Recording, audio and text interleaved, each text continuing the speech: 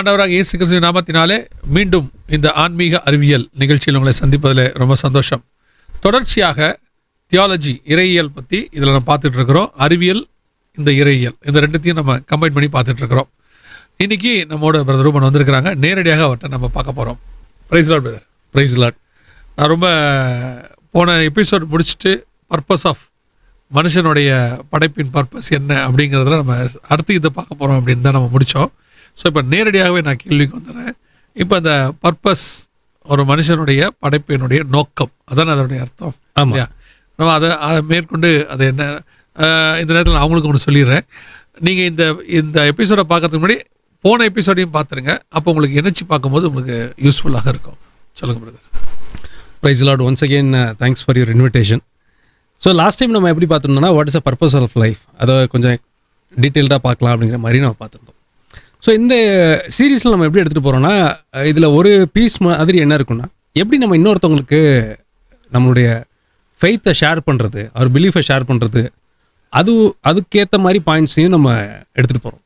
நம்ம நம்பிக்கையை அடுத்தவங்களுக்கு சொல்கிறதுக்கு நம்ம எப்படி கூட்டு போகலாங்கிறதையும் சேர்த்துட்டே போகிறோம். அது வந்து ஒரு பீஸ் மாதிரி இருக்கும். ஓகே. அது மொத்தமாக அது இருக்காது, அது வந்து ஒரு பார்ட் ஆஃப் தி இது இருக்கும். ஓகே. ஸோ பர்பஸ் ஆஃப் லைஃபுக்கு போகிறதுக்கு முன்னாடி ஒரு சின்ன இது, நம்ம ஏன் பிலீவ் பண்ணுறோம், எந்த பேசிஸில் பிலீவ் பண்ணுறோம் அப்படிங்கிற ஒரு இன்ட்ரடக்ஷன் சொல்லிவிட்டு second part of this program நம்ம பர்பஸ்க்குள்ளே போகலாம். ஓகே. சமீபத்தில் ஒரு நியூஸில் பார்த்தேன், ஒரு நீதிபதி வந்து ஒரு குற்றத்திற்கு தண்டனை அனௌன்ஸ் பண்ணாங்க. ரொம்ப ஃபேமஸாக தமிழ்நாடு ஃபுல்லாக பேசப்பட்ட ஒரு குற்றச்சம்பவம் அது. அப்போ அவங்க சொன்னாங்க, என்ன பேசிஸில் அவங்க குற்றவாளிகளுக்கு தண்டனை கொடுத்தாங்க, எந்த பேசிஸில் அதை ப்ரூவ் பண்ணாங்க அப்படின்னு கேட்கும்போது, மொத்தம் 49 ஐ விட்னஸை அவங்க வந்து விசாரிக்கிறாங்க. அந்த 49 பேரும் ஒரே விஷயத்த சொல்லியிருப்பாங்க. ஸோ இதுதான் வந்து எவிடென்ஷியல் ரீசனிங் அப்படின்னு சொல்கிறது. இந்த எவிடன்ஸ் 49 பேர் சொன்னதை வச்சு நாங்கள் வந்து ஒரு கன்க்ளூஷனுக்கு வரோம், அந்த குற்றவாளிகளுக்கு இந்த தண்டனையை வந்து ப்ரொனவுன்ஸ் பண்ணாங்க, தீர்ப்பளித்தாங்க அவங்க. இப்போ இதில் நிறையா இருக்குது. இப்போ இதை தான் வந்து ஜுடிஷியல் ஃபிலாசபி அப்படின்ட்டு எல்லா லாயர்ஸும் ஜட்ஜஸும் அவங்க படிச்சுட்டு பரீட்சைலாம் எழுதி அவங்க பாஸ் பண்ணி வருவாங்க. இதில் நிறையா இருக்குது. எக்ஸாம்பிள், ஒருவேளை இதில் இன்ட்ரெஸ்டடாக இருந்தாங்கன்னா, நான் ஒரு லெக்சர் சீரிஸ் பார்த்துருக்கேன். ஹார்வர்டில் ஒரு இந்த ஜுடிஷியல் ஃபிலாசபியை பற்றி ஒரு ஃபேமஸ் 2-3 லெக்சர்ஸ் இருக்குது. 20-30 மில்லியன் வியூஸ் இருக்கிற மாதிரி லெக்சர்ஸ் இருக்குது. அது ரொம்ப இன்ட்ரெஸ்டிங்காக இருக்கும். அது மொத்தமே ஜுடிஷியல் ஃபிலாசபியை பற்றி அவங்க பேசியிருப்பாங்க. இது மாதிரி நிறையா இருக்குது. ப்ராக்டிக்கல் ரீசனிங் இருக்குது, மாரல் ரீசனிங் இருக்குது, இல்லாட்டி கான்சிக்வென்ஷியல் மாரல் ரீசனிங் இருக்குது. இது மாதிரி நிறையா வகையில் அவங்க வந்து எவிடன்ஸை ஒரு முடிவுக்கு வருவாங்க. ஏன்னா இதில் சொன்ன விஷயங்கள் எல்லாமே இருக்குது இல்லையா? நான் ஃபீல் பண்ணுறதை சொல்வேன். இது எல்லாமே இங்கிலீஷில் தானே இருக்குது. ஆமாம் இல்லையா? இப்போ நான் இந்த நிகழ்ச்சியை தமிழில் நடத்துறதுக்கு ஒரு ரீசன் இருக்குது. இது நம்ம இல்லையா, நிறைய நேரங்கள் நம்ம பார்க்கும்போது இந்த மாதிரி நிகழ்ச்சிகள் ஆங்கிலத்தில் தான் கிடைக்குது, மற்ற மொழிகளில் கிடைக்குது, குறிப்பாக ஆங்கிலத்தில் கிடைக்குது. இந்த அப்பாலஜெட்டிக்ஸ் பற்றி நம்ம பார்க்குற விஷயங்கள் எல்லாமே சயின்ஸை தமிழில் பண்ணதுக்கு ரீசனும் அதுதான். ஏன்னா அது வந்து ரீஜனல் லாங்குவேஜஸில் கிடைக்கணும்னு சொல்லி நான் ரொம்ப ஆசைப்பட்டோம். இப்போ நீங்கள் இவ்வளோ விஷயங்களை சொல்லும் பொழுது எனக்கு என்ன ஆசையாக இருக்குன்னா, இந்த மாதிரி விஷயங்கள்லாம் தமிழில் கிடைச்சா எவ்வளோ பிரயோஜனமாக இருக்கும் அப்படின்றத யோசிச்சு பார்க்குறேன். சரி, நீங்கள் சொல்லுங்கள் பிரதர். ஸோ இப்போ இதுதான் வந்து ஃபிலாசபிக்கல் ரீசனிங், ஒரு முடிவுக்கு இவங்க எப்படி ட்ரூத்தை வேலிடேட் பண்ணுறாங்கிறதுலாம் இருக்குது. இது ஃபிலாசபிக்கல் திங்கிங்னு சொல்கிறோம், எல்லாம் ரைட். ஆனால் இதோட ஃபவுண்டேஷன் நீங்கள் பார்த்தீங்கன்னா 4000 வருஷத்துக்கு முன்னாடியே காட் கரெக்டாக சொல்லி கொடுத்துருப்பாரு நம்மளுக்கு. ஸோ இந்த சாட்சிகளை வைத்து ஒரு தீர்ப்பு கொடுக்கணும் அப்படிங்கிற இந்த மாதிரி ஒரு விஷயத்துக்கான அடிப்படை எங்கே இருக்குன்னா பைபிளில் இருக்குது. பைபிளில் தான் அடிப்படையாக இருக்கும். ஓகே. உபாகமம் 19:15 பாருங்கள், எப்படி ஜட்ஜ் பண்ணுங்கிறதுக்கு காட் டிக்டேட் பண்ணுவார். ஒருவன் எந்த அக்கிரமத்தையாவது எந்த பாவத்தையாவது செய்தான் என்று சொல்லப்பட்டால் ஒரே சாட்சியினால் நியாயம் தீர்க்கக்கூடாது, 2-3 சாட்சிகளுடைய வாக்கினாலே காரியம் நிலைவரப்பட வேண்டும். இன்னைக்கு ஜுடிஷியரியில் நம்ம இதை ப்ராக்டிஸ் பண்ணுறோம். ஜுடிஷியல் ஃபிலாசபின்னு இவங்க படிப்பாக வச்சுருக்காங்க. ஓகே. ஃபிலாசபிங்கிற ஒரு டொமைன்லாம் வர்றதுக்கு முன்னாடி, நம்ம இது முன்னாடி ஒரு டைம் சயின்ஸ் அண்ட் சயின்ஸில் பேசியிருக்கோம். ப்ராப்ளி இந்த ஃபிலாசபி எப்போ உருவாச்சுங்கிறதெல்லாம் பார்க்கணுன்னா கீழே போடுற இந்த எபிசோடில் போய் சயின்ஸ் அண்ட் சயின்ஸில் பார்த்தாங்கன்னா உங்களுக்கு இதோட ஃபண்டமெண்டல் தெரியும். ஃபிலாசபிலாம் உருவாகிறதுக்கு முன்னாடி 4000 வருஷத்துக்கு முன்னாடியே மோசைட் ஆண்டவர் சொல்லியிருப்பார், இப்படி தான் ஒரு தீர்ப்பை இப்படி திங்க் பண்ணி தான் முடிவை எடுக்கணுங்கிறத சின்ன குழந்தைக்கு சொல்கிற மாதிரி நம்மளுக்கு சொல்லி கொடுத்துருப்பாரு. அதாவது இந்த வசனத்தெல்லாம் நம்ம சாதாரணமாக படிச்சுட்டு போயிருக்கிறோம். எவ்வளோ பேர் இது பாருங்களேன். ஒருவன் ஒரு அக்கிரமத்தையாவது எந்த பாவத்தையாவது செய்தான் என்று சொல்லப்பட்டால் ஒரே சாட்சியினால் நியாயம் தீர்க்கக்கூடாது, 2-3 சாட்சிகளுடைய வாக்கினாலே காரியம் நிலைவரப்பட வேண்டும். இப்போ நீங்கள் இதை செலுத்து காரியத்தோட நீங்கள் 49 சாட்சியோட வச்சு அவங்க பார்த்தாங்கன்னு சொல்கிறது, இதை பார்க்கும்போது இன்னைக்கு ஒரு வழக்காடு மன்றம் அல்லது நீதிமன்றம் வந்து கொடுக்கக்கூடியதான அந்த மெத்தட் ஆஃப் ஜட்ஜ்மெண்ட் 4000 வருஷத்துக்கு முன்னாடி பைபிள்லேயே ஆண்டவர் சொல்லி கொடுத்துருக்குறாரு. 4000 வருஷத்துக்கு முன்னாடி சொல்லி கொடுத்தது தான் ஃபவுண்டேஷனே. அதான் ஃபவுண்டேஷன். அதுக்கப்புறம் தான் ஃபிலாசபர்ஸ் வந்து இதெல்லாம் வச்சு திங்க் பண்ணி இப்படி பண்ணலாம்னு அவங்க டொமைனாக ஒரு பிரித்து கொடுக்குறாங்க. ஆனால் மனுஷன் எப்படி திங்க் பண்ணணும், எப்படி முடிவெடுக்கணுங்கிற ஃபவுண்டேஷனை, எப்படி ஒரு உண்மை தன்மையை வேலிடேட் பண்ணுங்கிற ஃபவுண்டேஷனையும் காடு சின்ன பிள்ளைக்கு சொல்லி கொடுக்குற மாதிரி நம்மளுக்கு சொல்லி கொடுத்துருக்காரு. இப்போ நான் ஏன் பைபிளை நம்புகிறேன் அப்படின்னா, இதுதான் அனாலஜி. 49 ஐ விட்னஸை வச்சு ஒரு முடிவு எடுக்கிறாங்க. பைபிளை நான் ஏன் நம்புறேங்கிறதுக்கு ஒரு அனாலஜி சொல்கிறேன். இதை ரெஃபரன்ஸாக வச்சுட்டு 1500 வருஷம் பைபிள் எழுதப்பட்டது. 40 ஆத்தர்ஸ் எழுதியிருக்காங்க. இவங்க எல்லாத்தையும் எழுதி படித்து பார்த்தா இவங்க எல்லாரும் ஒரே ஆளாக கை காமிச்சிருப்பாங்க, இயேசு கிறிஸ்துவை. ஓகே. ட்ரூத்தை எப்படி வேலிடேட் பண்ணுங்கிறதுக்கு இது மிகப்பெரிய சான்று. 49 பேர் சொன்னதை நீங்கள் ஏற்றுக்கொண்டு ஒரு தீர்ப்பு கொடுப்பீங்க. அந்த வழக்கில் அதுதான் சரியான தீர்ப்புனா, 40 பேர் 1500 வருஷமாக ஒரே விஷயத்த சொல்லியிருக்கிறாங்க. இவங்க யாரும் இவங்களாவது 49 பேர் அவங்களுக்கு தெரியுமாங்கிறது நமக்கு தெரியல. ஆனால் இதில் ஒரு சில பேர் தான் கூட ஒரே சமகாலத்தில் வாழ்ந்தவங்க. ஆமாம். மீதி எல்லாரும் மூஞ்சி கூட தெரியாது. ஆனால் நூற்றாண்டுகளுக்கு முன்னும் பின்னும் வாழ்ந்தவங்க. ஆமாம். எழுதின மொழி வேற. எபிரேயம் இருக்கு, கிரீக் இருக்கு, லாட்டின் இருக்கு, பல மொழிகளில் இருக்கு, அராமிக்கில் இருக்கு, நிறைய இருக்கு. இது எல்லாம் ஒரே ஆளை கை காமிக்கும், இயேசு கிறிஸ்துவை. நான் இப்போ சமீபத்தில் ஒரு விஷயத்தை பார்த்து இப்போ நீங்கள் சொன்னதுனால சொல்கிறேன்.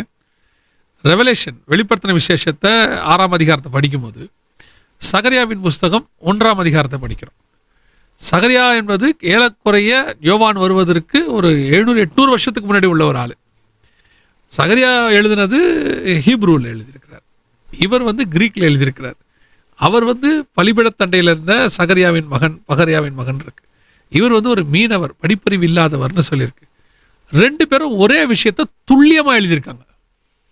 அதாவது கலர் வரைக்கும் எழுதியிருக்காங்க.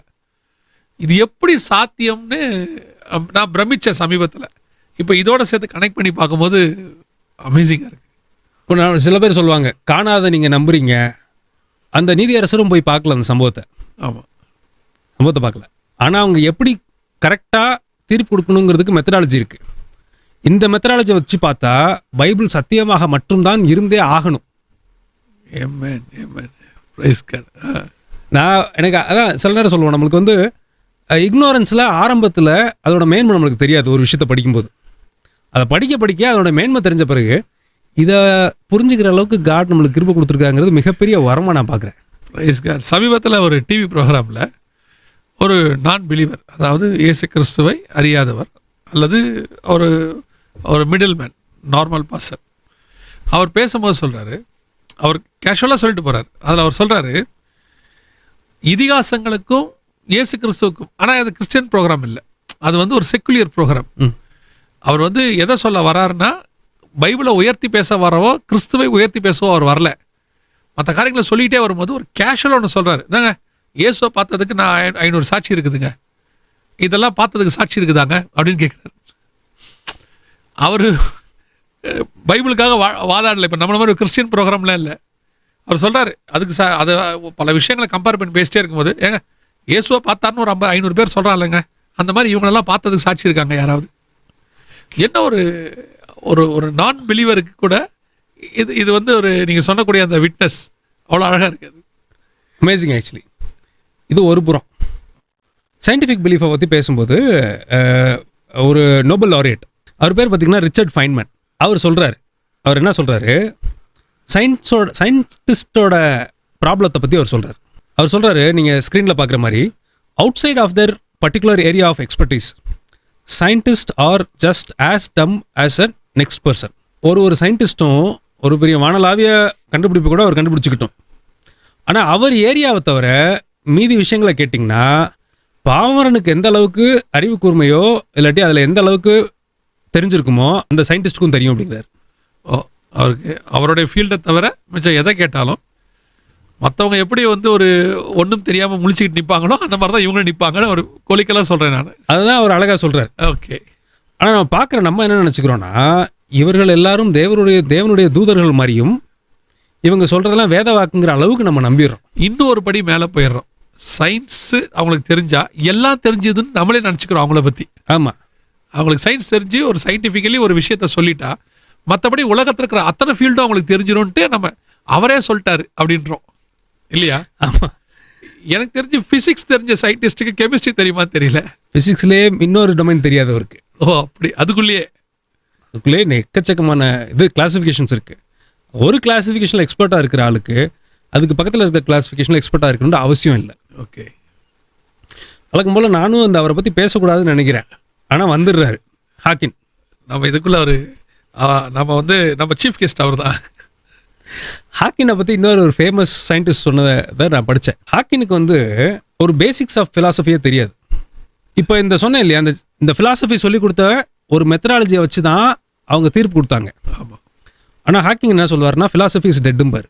இதை நம்ம ஒரு தடவை ஏற்கனவே பேசியிருக்கோம். இப்போ ஒரு சயின்டிஸ்ட் சொல்கிறார் அவரை பற்றி, ஹாக்கினுக்கு ஃபிலாசபியோட ஃபவுண்டேஷன்ஸும் ஒழுங்காக தெரியாது, தியாலஜினா என்னன்னே தெரியாது. ஆனால் காடை பற்றி பேசுவார். அதையும் நம்ம நம்புவோம். அவருக்கு தெரியாத ஃபீல்டை பற்றி அவர் பேசுவார். அப்படின்னா என்னண்டே தெரியாத ஃபீல்டை பற்றி பேசுவார். நான் இப்படி யோசித்து பார்க்குறேன் பிரதர். எப்படின்னா, இப்போ நான் ஹாக்கிஸ்ட்டை போய் பேசுகிறேன்னு வச்சுக்கோங்களேன். ஒரு உதாரணம், வாய்ப்பு இல்லை, முடிஞ்சிருச்சு. ஒரு உதாரணத்துக்கு சொல்கிறேன். இப்போ நான் போய் பேச ஆரம்பித்த உடனே அவர் என்னை கேட்குற முதல் கேள்வி, to you know about physics? சரியா கேட்பார்.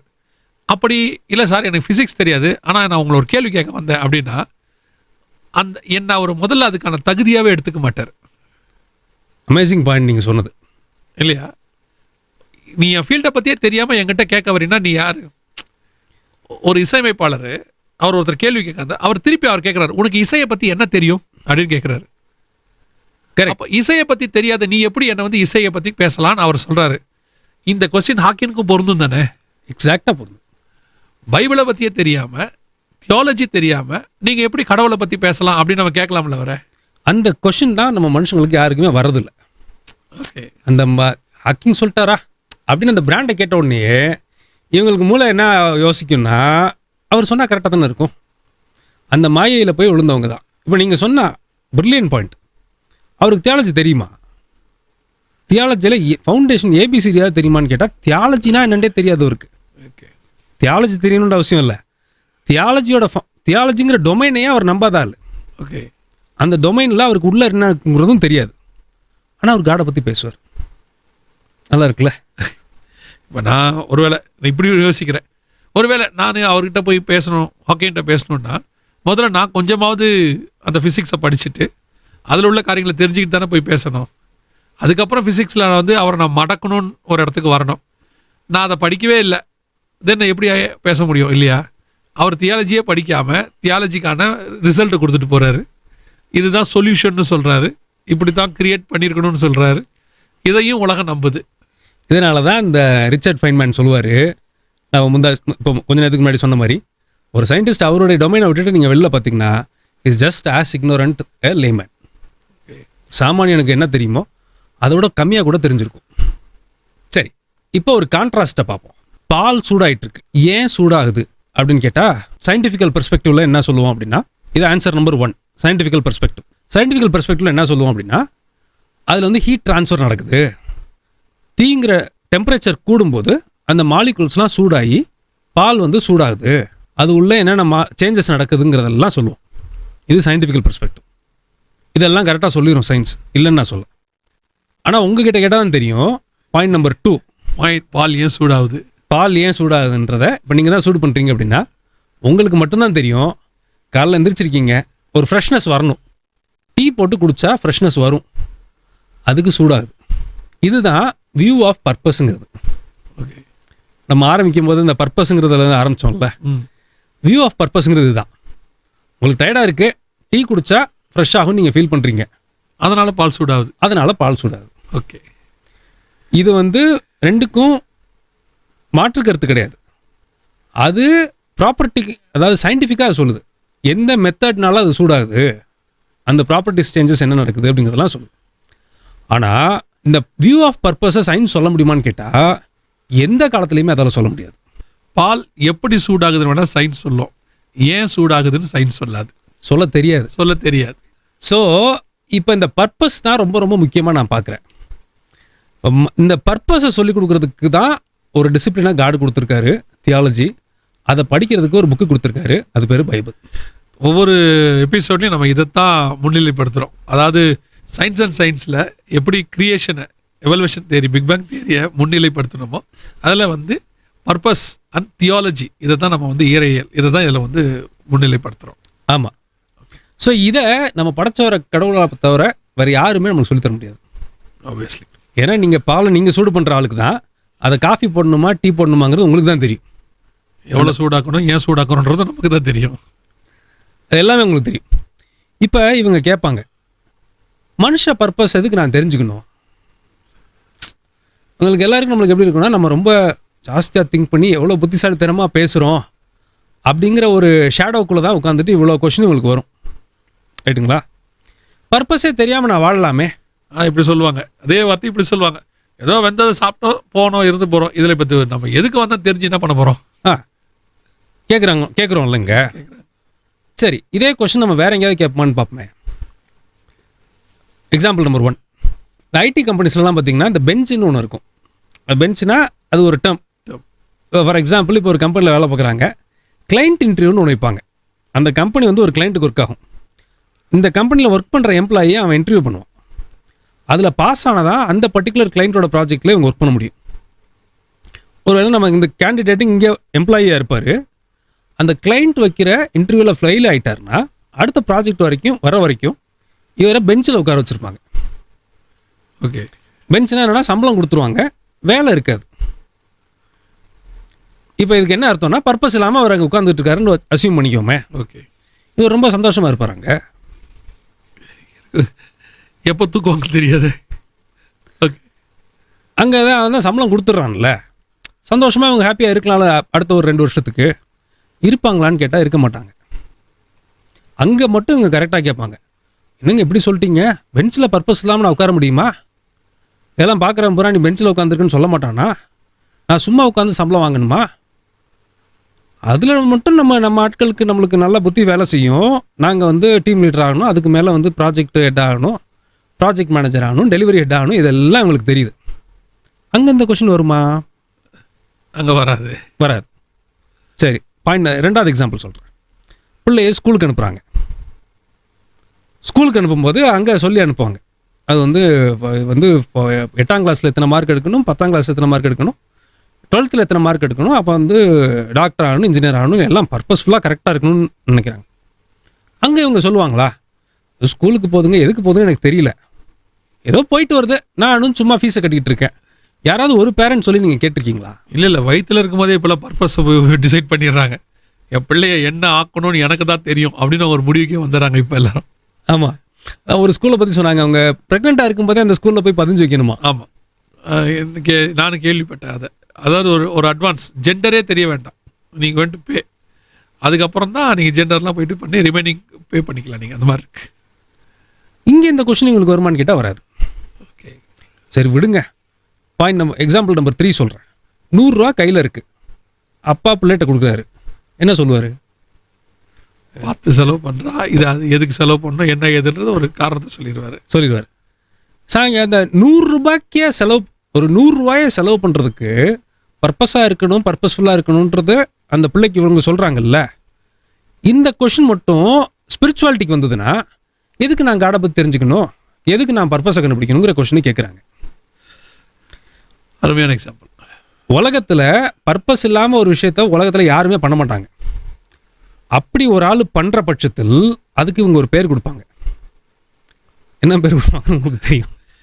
சும்மா காரணம் இல்லாமல் இங்கே இருக்கிற ஏன்னா அதாவது சும்மாங்கிற வேர்டு தான் இதுக்கு அடுத்த ஆல்டர்னேட்டாக வருது, அந்த இடத்துல வருது. அப்படி தானே? பர்பஸ் இல்லாமல் இருக்குன்னா சும்மா இருக்குது அப்படின்னு அர்த்தம். ஆமாம், சும்மா இருக்கிறதுன்னு சொல்ல கூட அப்படி அது கூட ஒரு நல்ல டேர்ம். இவங்க அதுக்கு மேலே ஒன்று வேர்டு யூஸ் பண்ணுவாங்க, கொஞ்சம் ஒரு மாதிரிங்க, அவர் எதுக்கு என்ன பண்ணணுங்கிறது அவருக்கு அந்தளவுக்கு யோசிக்க தெரியாது அப்படின்னு இன்னொரு சம் வேர்டு ஆட் பண்ணி சொல்லுவாங்க. இப்போது நான் சொல்ல சும்மா ஒரு உதாரணம் தான். வீட்டில் ஒரு வயசானவர் இருக்கிறாரு, அவரை மருமக சும்மா பார்த்து ஒரு வார்த்தை, இதெல்லாம் எதுக்கு சும்மா கிடக்குது, வேஸ்ட்டுங்க இங்கே இருக்கிறதுனா எவ்வளோ வேதனை இல்லையா? அழகா சொன்னீங்க. அவங்க இத்தனை வருஷம் உழைச்சிருக்கேன், இதனை பண்ணியிருக்கேன், என்ன போய் ஏன் இருக்கிறேன்னு இல்லைங்க, அதான் 70 ஆயிடுச்சே, ஒரு பர்பஸ் இல்லாமல் தான் நீங்கள் இருக்கீங்கன்னா ஒத்துப்பாங்களா அவங்க? யாராவது ஏற்றுக்குவாங்களா? ஏற்றுக்க மாட்டாங்க இல்லையா? ஆனால் ஸ்பிரிச்சுவாலிட்டிக்கு வந்தால் மட்டும் எனக்கு இந்த பர்பஸ்லாம் தேவையில்லைங்க, அந்த பர்பஸை சொல்லிக் கொடுக்குற காடும் எனக்கு தேவையில்லை, நான் விருப்பப்படி இருப்பேன், பர்பஸ்லாம் எனக்கு முக்கியம் இல்லைங்கிற டைலாக் பேசுவாங்க. பேசிட்டு தங்களை தாங்களே பெரிய புத்திசாலிகள்னு நினச்சிக்குவாங்க. அதுதான் அதில் அடுத்த பிரச்சனை. நீங்கள் சொன்ன எனக்கு ஒரு வேர்டு தான் ஞாபகத்துக்கு வருது, ஹியூமன் அரகன்சி. எக்ஸாக்டாக சொன்னீங்க. நீங்கள் போன நம்ம சயின்ஸில் சொல்லுவீங்க இல்லையா, அதுதான் ஞாபகத்துக்கு வருது இது. அப்போ நம்ம பார்க்கும்போது அத்தனைக்கும் ஒரு பர்பஸ் இருக்குது. அதாவது நம்ம செய்கிற எல்லாத்துக்குமே ஒரு பர்பஸ் இருக்குது இல்லையா? ஒரு இடத்துக்கு புறப்பட்டு போகிறீங்க, எங்கே போகிறீங்கன்னா ஒரு பர்பஸோட தானே போகிறோம். சும்மா வந்த மாதிரி போய்கிட்டு இருக்க எங்கன்னே தெரிலனா மரம் கண்டுச்சான்னு அடுத்த கேள்வி கேட்பாங்க இல்லையா? டெஃபினட்டாக இல்லையா? அப்போ ஒவ்வொன்றுத்துக்கும் பர்பஸ் இருக்கும் பொழுது ஏன் என் வாழ்க்கைக்கு என்ன கர்த்தர் ஏன் என்னை படைச்ச மனுஷனா நான் ஏன் இருக்கிறேன்? ஒரு தமிழ் செய்யுள் இருக்குது, அரிது அரிது மானிடராய் பிறத்தல் அரிது அப்படின்னு சொல்லி. அப்போது ஒரு மனுஷனை கடவுள் வந்து மனுஷனை பிறக்க வச்சிருக்கிறது இருக்கிறதுலையே மேன்மையானதுன்னு தமிழ் செய்யுளும் சொல்லுது, பைபிளும் சொல்லுது. அப்படி சொல்லும்பொழுது நான் வந்ததுக்கு அர்த்தமே இல்லை, நான் சும்மா தான் இருக்கேன், வந்ததை வெந்ததை சாப்பிட்டு வந்தபடி போவேன்னா இது எவ்வளோ பெரிய ஒரு மதியினமாக இருக்கு இல்லையா? ஆமாம். ஸோ இப்போ இதை புரிஞ்சிக்கிறதுக்கு முயற்சி செய்கிறதுக்கு ஆண்டவர் நம்மளுக்கு கொடுத்த ஒரு விஷயம் தான் பார்த்திங்கன்னா பைபிளும் தியாலஜியும். இதை தான் நம்ம வந்து ஆண்டவருக்கு சித்தமானபடி இந்த எபிசோட்ஸ் எல்லாம் பார்க்க போகிறோம். ஸோ இப்போ இந்த 21st சென்ச்சுரியில் வந்து பார்த்திங்கன்னா மீனிங் மொராலிட்டி இதெல்லாம் எதுவுமே எங்களுக்கு தேவையில்லை. எங்களுக்கு தெரிஞ்சது நம்பர்ஸு, எங்களுக்கு தெரிஞ்சது காசு, இதுன்னு போயிட்டுருக்காங்க. இந்த பில்டிங் கட்டும்போதோ இல்லாட்டி ஒரு பெரிய ப்ராடக்ட்டு, ரொம்ப காஸ்ட்லியான ஒரு ப்ராடக்ட்டோ, ஒரு காரோ இதெல்லாம் வடிவமைக்கும் போது ஆர்கிடெக்சரல் ஃபிலாசபின்னு ஒன்று வச்சுருப்பாங்க. நம்ம கார்ஸ்லலாம் பார்த்திங்கன்னா அது வந்து லெப்பர்டு மாதிரி ஓடுங்க, அந்த டிசைன், அதான் டிசைன் ஃபிலாசபிங்கிறது. ஒரு பில்டிங், ஒரு ஃபேமஸ் அப்பாலஜிஸ்ட் சொன்னது எனக்கு அந்த சம்பவம் ஞாபகம் வருது. ஒரு பில்டிங் வந்து யூஎஸில் கட்டுவாங்க, ஒருத்தர் கட்டுவார், ஒரு ஃபேமஸ் ஆர்கிடெக்ட். அது அவர் வந்து அவரோட அந்த டிசைன் ஃபிலாசபி என்னென்னா, மனுஷங்களுக்கு தான் மீனிங்கே இல்லையே, பர்பஸே இல்லையே, ஏன் நான் கட்டுற பில்டிங்க்கு மட்டும் பர்பஸ் இருக்கணும், மீனிங் இருக்கணும் அப்படின்ட்டு ஒரு வழி போகும் அந்த பில்டிங். அது போய் எங்கேயாவது முட்டு சவுத்தில் நிற்கும். கதவுலாம் திறந்து பார்த்திங்கன்னா வித்தியாசமாக இருக்கும், குனிஞ்சு போகிற மாதிரி இருக்கும். அதில் வந்து ஒரு ஒரு ஒரு டிசைனே இருக்காது. அதுதான் அந்த டிசைன் ஃபிலாசபியே. ஏன் இப்படி வச்சுருக்கீங்க கேட்டிங்கன்னா அது அப்படித்தான், அதுக்கு மீனிங்கே கிடையாது. அந்த அந்த அந்த அந்த ஆர்கிடெக்சரல் ஃபிலாசபியில் தான் நாங்கள் அதை கட்டியிருக்கோம். ஆமாம். அவர் சொன்ன காரணம் வந்து மனுஷ லைஃப் தான் மீனிங்கே இல்லையே, பர்பஸே இல்லையே, நான் கட்டுற பில்டிங்க்கு மட்டும் எதுக்கு பர்பஸ் இருக்கணும், மீனிங் இருக்கணும். இவர் உடனே கேட்பார், சரி எல்லாம் ரைட்டு, ஃபவுண்டேஷனுக்கு எப்படி பண்ணியிருக்காரு இவர்? சிமெண்ட்டுக்கு போடுறதுக்கு பதிலாக மண்ணை போட்டு இவர் கட்டினாரா? இதே ஐடியாவில் ஃபவுண்டேஷனையும் இவர் போட்டாரா? கம்பிக்கு பதிலாக இல்லை மீனிங்லெஸ் ஃபவுண்டேஷனா, இல்லை ஃபவுண்டேஷனை ஒரு பர்பஸோட இந்த மாதிரி தான் கட்ட போகிறேன்னு ஒரு பர்பஸோட தான் நீங்கள் போட்டிருக்கீங்க. ஆமாம் இல்லையா? அதுதான் அவர் சொல்ல வர்றாரு. அதுதான் அவர் சொல்லுவார். ஓகே, பர்பஸ்லெஸ் பில்டிங்க்கே நீங்கள் மீனிங்ஃபுல்லாக ஃபவுண்டேஷன் போட்டிங்கன்னா தான் மனுஷன் உள்ளே போய்ட்டு வர முடியும். ஓகே, அதுதான் அவர் சொல்ல வந்தது. ஒரு மீனிங்கே இல்லாத பில்டிங்க்கே நீங்கள் பர்பஸ்ஃபுல்லாக ஃபவுண்டேஷன் போடுற பட்சத்தில் உங்கள் லைஃபுக்கு மீனிங் தேவையில்லைன்னு ஒருத்தர் யோசிச்சார்னா அது எவ்வளோ பெரிய ஒரு தவறான ஒரு பெர்ஸ்பெக்டிவாக இருக்குன்னு நீங்கள் யோசிச்சு பாருங்கள். கண்டிப்பாக மனுஷ வாழ்க்கைக்கு ஒரு அர்த்தம் இருக்குது. கர்த்தர் கொண்டு வந்ததுக்கு, நம்மளை உருவாக்கினதுக்கு, நான் இன்னும் செய்தியில் சொல்வேன், நம்மளை ரட்சித்ததற்கு, வேறு பிரித்ததுக்கு, நம்ம மேலே இப்போ நம்ம 2 பேரும் இவ்வளோ ஒரு விஷயத்த சொல்லி கொடுக்குறாருல நமக்கு, அதுக்குமே ஒரு பர்பஸ் இருக்கு இல்லையா? 200% இல்லையா? அப்போ இவ்வளோத்துக்கும் ஒரு காரணம் இல்லாமல் மனுஷ வாழ்க்கை இருக்குங்கிறது, நம்ம அதை இக்னோர் பண்ணுறதுன்றதே ஒரு பெரிய விஷயம் இல்லையா? எவ்வளோ பெரிய விஷயத்தை நான் இக்னோர் பண்ணுறேன், அந்த இடத்துல நான் வந்து தாண்டி வரேன்னா எவ்வளோ மதியனமாக இருக்குது. ஸோ மனுஷனை தேவன் படைத்ததுக்கு, உண்டாக்கினதுக்கு அத்தனைக்கும் ஒரு காரணம் இருக்குது, பர்பஸ். ஆமாம். நான் இங்கே இருக்கிறதுக்கு, இனி இருக்க போகிறதுக்கு, நான் செய்கிற ஒவ்வொன்றதுக்கு பின்னாடியும் கர்த்தருடைய திட்டம் ஒன்று இருக்கிறது. அழகாக சொன்னீங்க. நீங்கள் சொல்லும்போது எனக்கு ஒரு யோசனை வருது. ஒருவேளை அந்த பர்பஸை நான் கண்டுபிடிக்க தேவையில்லைன்னு நான் இருக்கேன்னு வச்சிங்களேன், அது பேர் சின். ஓகே, என்னோட கடவுளுடைய சித்தம் எனக்கு தெரியணும்னு தேவையில்லை. நான் ஸ்பிரிச்சுவலாக சொல்கிறேன். இப்போ இவ்வளோ நேரம் நம்ம அப்பாலஜிக்கல் பெர்ஸ்பெக்டிவில் அன்பிலீவர்ஸை பற்றி பேசிகிட்டு இருந்தோம். ஸ்பிரிச்சுவல் பெர்ஸ்பெக்டிவ் ஒன்று பார்ப்போம். ஒருவேளை என்னுடைய பர்பஸை நான் தெரிஞ்சுக்கணும்னு எனக்கு அவசியமே இல்லைன்னு நான் நினைக்கிறேன், அலட்சியமாக இருக்கிறேன்னா, ஏசா எப்படி அசட்டை பண்ணா, அதை திரும்ப அடையணும்னு நினச்சி ரொம்ப கவலைப்பட்டான் அப்படின்னு வசனம் இருக்குது. கண்ணடையாமல் போனான்னு இருக்குது. அது வந்து ஃபஸ்ட்டு இன்றைக்கி ஒரு வேளை இது எனக்கு தேவையில்லைங்கிற மாதிரி சில பேர் யோசிப்பாங்க. ஆனால் ஃப்யூச்சரில் இன்றைக்கி ஒரு நாள் கவலைப்படுவாங்க. இதை பற்றி சொல்லும் போது நிறையா பேசணும்னு எனக்கு தோணுது. ஏன்னா தேவ திட்டத்தையும் சித்தத்தையும் தெரியாமல் உங்கள் லைஃப் நீங்கள் நடத்தவே முடியாது. நாங்கள் சமீபத்தில் அதை எடுத்துக்கிட்டே இருக்கோம். அது ஒரு பெரிய லாங் ப்ராசஸ். இந்த இடத்துல அதை பேசுகிறதுக்கு டைம் இடம் கொடுக்காது. ஆனால் ஒன்று நம்ம சொல்ல விரும்புகிறோம், உங்கள் மேலே கர்த்தருடைய திட்டமும் சித்தமும் இருக்கிறதுனால தான் நீங்கள் இந்த பூமிக்கே வந்தீர்கள், படைக்கப்பட்டீர்கள், ரட்சிக்கப்பட்டீர்கள், வேறு பிரிக்கப்பட்டீர்கள். உங்களை கொண்டு கர்த்தர் செய்ய வேண்டியதுக்கு ஏதோ ஒரு மிகப்பெரிய திட்டம் இருக்குது. அதை கண்டுபிடிச்சி செஞ்சு முடிச்சுட்டு இந்த பூமி விட்டு போகிறது தான் கர்த்தர் நம்ம மேலே வச்சது. அதை தெரிஞ்சுக்காமல் விட்டுட்டிங்கன்னா அதுவே பாவமாய் மாறும். அதான் நான் சொல்ல வரீங்க. எக்ஸாக்டாக சொன்னீங்க நீங்கள். ரொம்ப சந்தோஷம் பிரதர். கர்த்தருக்கு சித்தமானால் இன்னொரு எபிசோடில் இதே மாதிரி ஒரு டீப்பான விஷயத்தோட சந்திக்க ஆசைப்படுகிறோம். மீண்டும் சொல்லுகிறேன், சகோதரனுடைய வாய்ஸ் ஆஃப் பைபிள் சேனல் இருக்குது, நீங்கள் போய் அதுலேயும் பாருங்கள், நிறைய விஷயங்கள் இருக்குது. 2 பேர் ஊழியங்களுக்காகவும் ஜெபித்துக் கொள்ளுங்கள். வருகை தாமதிக்குமானால் மீண்டும் சந்திக்கிறோம். God bless you.